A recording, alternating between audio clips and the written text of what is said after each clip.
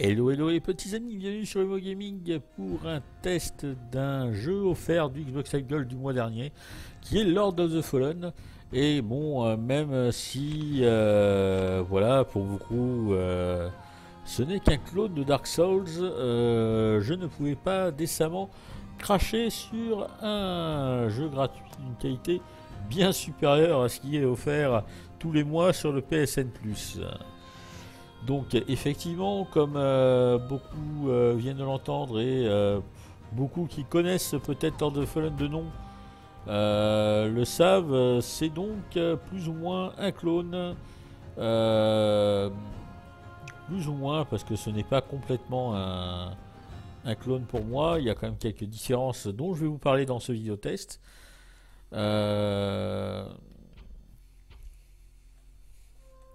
Pour beaucoup, c'est un clone de Dark Souls 2. D'ailleurs, il était sorti peu de temps avant Bloodborne, donc c'était une tentative, je pense, du studio de tirer sur le hype de Bloodborne, de la sortie de Bloodborne pour peut-être vendre leur jeu. Après, je ne sais pas s'il a vraiment fonctionné, mais en tout cas, moi là, en tant que jeu offert sur Xbox Live Gold, je ne peux que apprécier ce geste et me faire plaisir.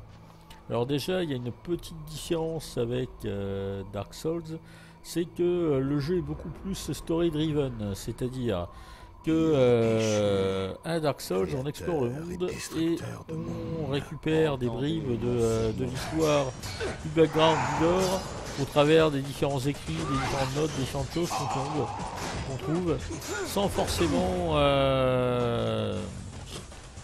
sans forcément que ça nous conduise directement à la suite de l'histoire. Enfin voilà quoi, je veux dire par là, moi j'ai eu des moments dans Dark Souls 2 notamment, ou même dans le premier Dark Souls, où j'explorais une zone mais sans savoir quoi faire ni vraiment pourquoi j'y étais. Et donc je finissais par tuer un boss, et là évidemment après j'avais peut-être un PNJ qui me reparlait et qui me remettait sur la voie de l'histoire. Mais honnêtement,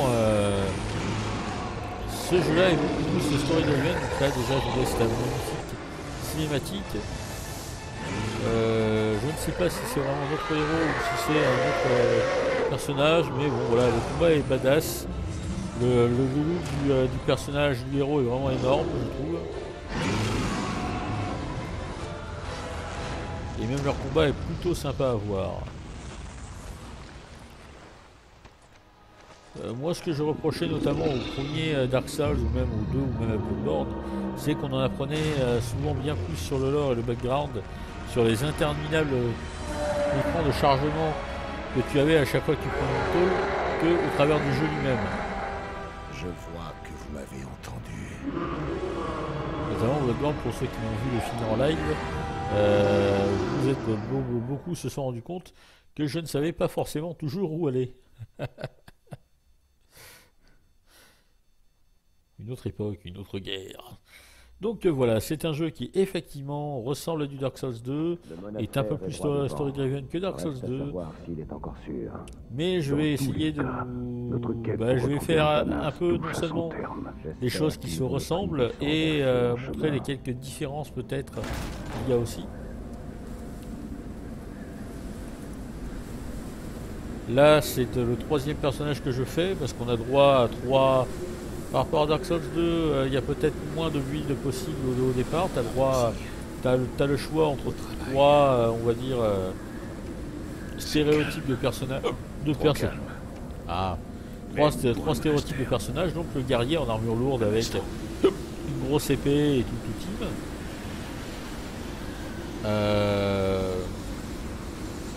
Ensuite, tu as donc le voleur en armure légère, dégâts rapides.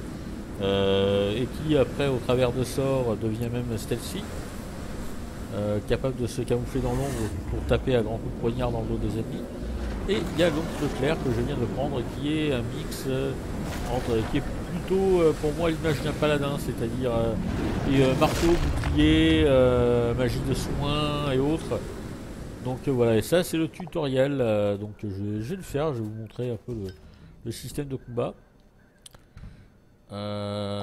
Comme Dark Souls, il y a un système dans le combat, donc on peut parer avec un bouclier, donner des coups. Voilà. Là je donne des coups de marteau, il est content. On peut esquiver aussi les coups pour après enchaîner avec des frappes lourdes.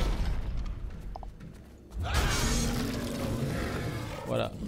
Alors ensuite, il y a quelques différences, notamment quand même avec Dark Souls.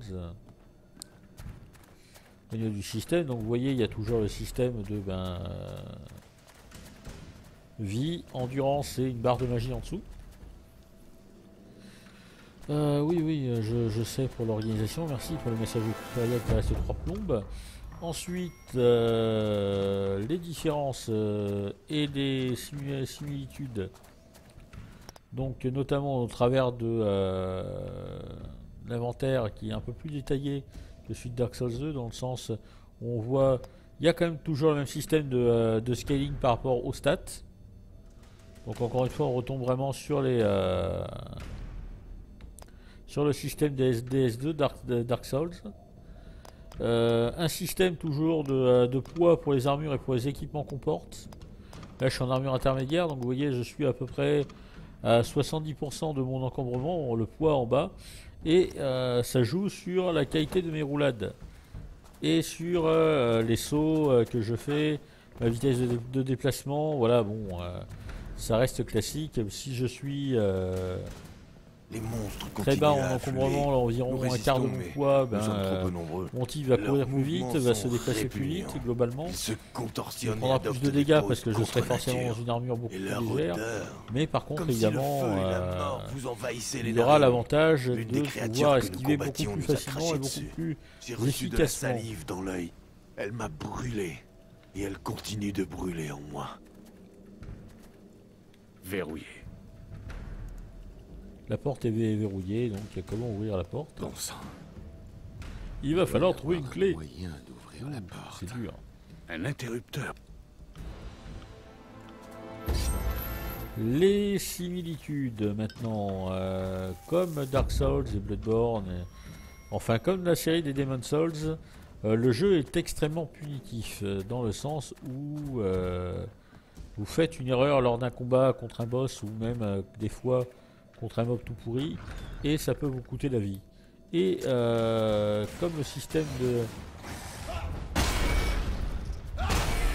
Le même système que Dark Souls, c'est-à-dire que vous pouvez perdre l'XP que vous avez engrangé tant que vous n'avez pas sauvegardé dans les points de sauvegarde. Une différence maintenant par rapport à DS, enfin par rapport à la série des Demon's Souls, plus on enchaîne d'ennemis sans passer par un point de sauvegarde, donc pour sauvegarder l'XP qu'on prend, et plus le taux de butin et d'XP augmente.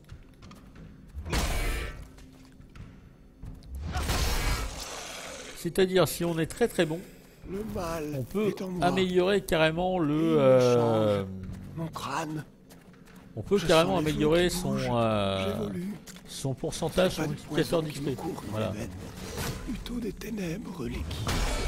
Les symptômes suivants. Nous les connaissons. La vue disparaît. Une santé mentale. Frère William, frère Peter et moi ne laisserons pas le mal à nous emporter. Nous choisirons la mort. Et notamment peut-être choper des butins sur les ennemis, parce que les ennemis peuvent dropper des butins plutôt sympathiques, donc des fois des runes pour améliorer son équipement ou carrément de nouvelles armes. Parce que tu peux avoir plein de variantes de tout ce qui est épée, bouclier, marteau et compagnie. Toujours en différentes qualités, avec différentes résistances. Alors pour avoir testé sur plusieurs persos, il n'y a pas de système de RNG. Enfin les loots sont les mêmes, sont toujours aux mêmes endroits les mêmes. Donc effectivement comme dans Dark Souls on peut arriver à maximiser un run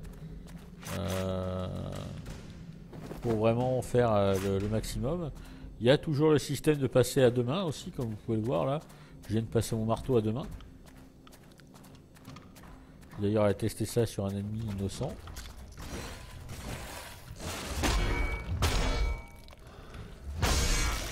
Une petite différence avec Dark Souls au niveau de justement de la perte d'expérience quand on meurt au combat, et donc il y a toujours donc la tache de sang, ou enfin là c'est un spectre d'XP qui reste à l'endroit où on a été tué, mais on a un temps limité pour le prendre, c'est-à-dire que si vous mettez trop longtemps pour retourner au spectre où vous êtes mort, que ce soit face à un boss ou face à un ennemi tout pourri, et bien ce spectre diminue en taille au fur et à mesure, et vous ne récupérez donc plus 100% de votre XP.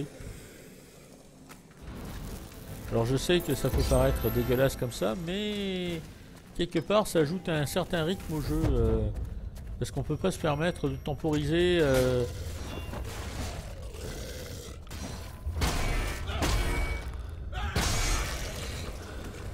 Il n'y a pas vraiment de système, là vous voyez, il n'y a pas, non, enfin il n'y a pas vraiment de système de feu de camp, c'est pas vraiment le même système. Et une différence encore une fois par rapport à un DS, c'est qu'on peut choisir d'investir d'XP qu'on ramasse soit dans les points de magie pour débloquer de nouveaux sorts, soit dans les points d'attributs pour améliorer les stats de base du personnage. De grâce, veille sur toi. Sinon le système de potion est le même, c'est-à-dire que à chaque fois que vous croisez un point de sauvegarde, vos potions se régénèrent. Comme l'Estus Flask de Dark Souls en fait.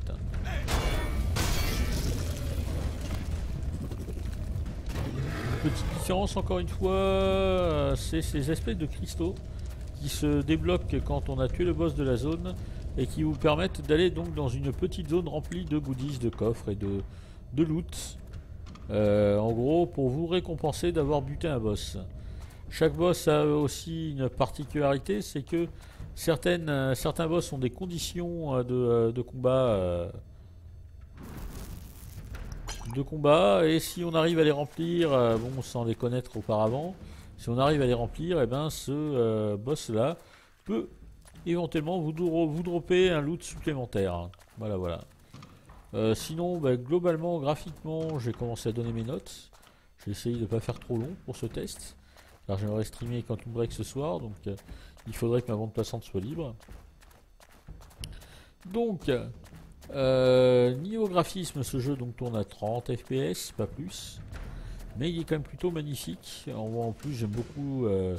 On reprend toujours, encore une fois, l'idée des Dark Souls, hein, ça reste vraiment un clone. Mais j'aime beaucoup quand même cette architecture, ces jeux de lumière. Là, vous pouvez voir le sort qu'a lancé Caslo au début pour éclairer le chemin, qui reste magnifique. Donc, je vais mettre un petit 16 à ce jeu, parce que pas plus. Parce que même si je trouve le jeu magnifique, j'ai quand même eu une paire de ralentissements de temps en temps. Il y a certaines zones où le jeu finalement ralentit méchamment. C'est pas non plus des ralentissements game breaking, mais quand même, je trouve que c'est un peu chiant, quoi. Après, je suis un peu maniaque sur le framerate, donc voilà. Niveau jouabilité, on va dire que ça reste pareil, encore une fois, un clone de DS, donc il faut arriver à manier l'inertie du personnage, mais l'inertie du personnage est voulue. Donc on va dire qu'on va mettre un petit 14 parce que ça peut être déconcertant de prime abord. Il va falloir pas mal d'heures de jeu pour vraiment maîtriser complètement le personnage. Mais après, une fois que le personnage est maîtrisé, qu'on a trouvé son arme de prédilection, ben on peut s'amuser, quoi. Niveau scénario, je vais y mettre un petit 15 parce que pour le moment j'ai un perso qui est un peu plus, qui est beaucoup plus loin dans l'histoire. Et pour le moment, l'histoire me plaît beaucoup. C'est plutôt badass. Même au niveau des personnages, tout ça. Tout est plutôt badass, tout est plutôt gothique et vraiment dans le bon sens. Là, je tourne en rond et c'est normal. Et maintenant, en note générale, on va mettre un petit 16 à Sword of the Fallen. Après, par contre, je vous dirais que si le jeu est gratuit et gratuit pour vous parce que vous avez eu le réflexe de le prendre sur la Xbox One pendant la période gratuite, il vaudrait le coup éventuellement, bon, gratuit évidemment, c'est le top du top, mais je dirais qu'à 25-30 euros, s'il est en promo, n'hésitez pas, faites-vous plaisir, c'est un très très bon jeu et qui vaudrait largement ce prix-là. Par contre, s'il est encore à 70 boules comme certains jeux qui restent à full price sans raison, passez votre chemin. Je pense que vous pourrez trouver des promos sur les Dark Souls, notamment à cause de la sortie du 3 sous peu, qui pourront vous combler d'autant plus. Voilà. Je vais conclure sur cette vidéo en vous montrant donc le premier boss du jeu avec sa scène cinématique. Mais je ne l'affronterai pas pour vous spoiler au cas où vous voudriez faire le jeu. Voilà.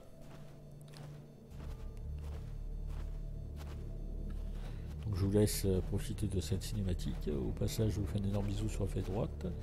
Et je vous dis à très bientôt sur Homo Gaming, car je couperai dès que le combat contre le boss démarrera vraiment. Voilà, voilà.